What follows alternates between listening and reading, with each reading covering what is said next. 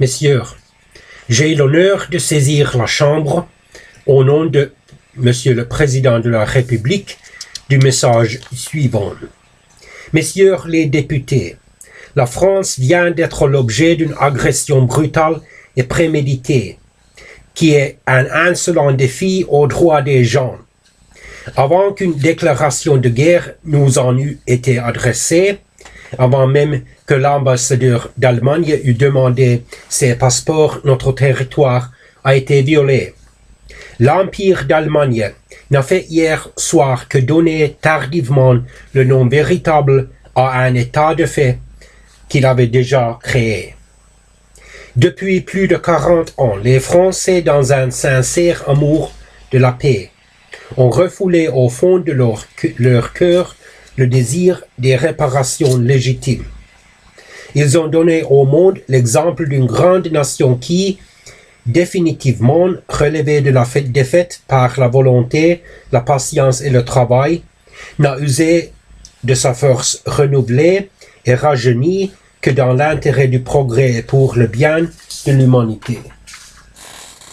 Depuis que l'ultimatum de l'Autriche a ouvert une crise menaçante pour l'Europe entière, la France s'est attachée à suivre et à recommander partout une politique de prudence, de sagesse et de modération.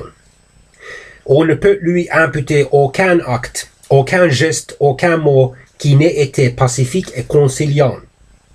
À l'heure des premiers combats, elle a le droit de se rendre solennellement cette justice qu'elle a faite jusqu'au dernier moment. Des efforts suprêmes pour conjurer la guerre qui vient d'éclater et dont l'Empire d'Allemagne supportera devant l'histoire l'écrasante responsabilité. Au lendemain même du jour où nos alliés et nous exprimions publiquement l'espérance de voir se poursuivre pacifiquement les négociations engagées sous les auspices du cabinet de Londres, l'Allemagne a déclaré subitement la guerre à la Russie.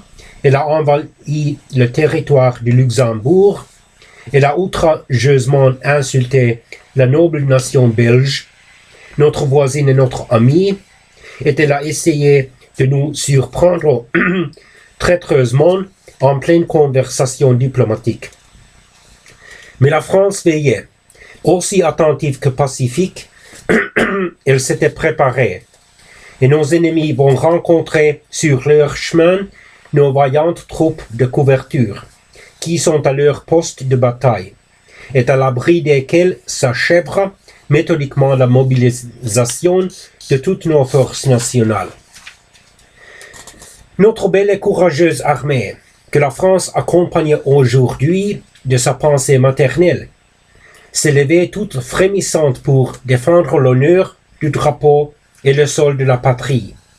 Le président de la République, interprète de l'unanimité du pays, exprime à nos troupes de terre et de mer l'admiration et la confiance de tous les Français. Étroitement unis en un même sentiment, la nation persévérera dans le sang-froid dont elle a donné depuis l'ouverture de la crise la preuve quotidienne. Elle saura, comme toujours, concilier les plus généreux élans et les ardeurs les plus enthousiastes avec cette maîtrise de soi qui est le signe des énergies durables et la meilleure garantie de la victoire. Dans la guerre qui s'engage, la France aura pour elle le droit dont les peuples non plus que les individus ne sauraient impunément méconnaître, l'éternelle puissance morale. Elle sera héroïquement défendue par tous ses fils, dont rien ne brisera devant l'ennemi l'union sacrée, et qui sont aujourd'hui fraternellement assemblés dans une même indignation contre l'agresseur et dans une même foi patriotique. Elle est fidèlement secondée par la Russie, son allié. Elle est soutenue par la loyale amitié de l'Angleterre. Et déjà, de tous les points du monde civilisé viennent à elle les sympathies et les vœux, car elle représente aujourd'hui une fois de plus, devant l'univers, la liberté, la justice et la raison. Haut les cœurs et vive la France!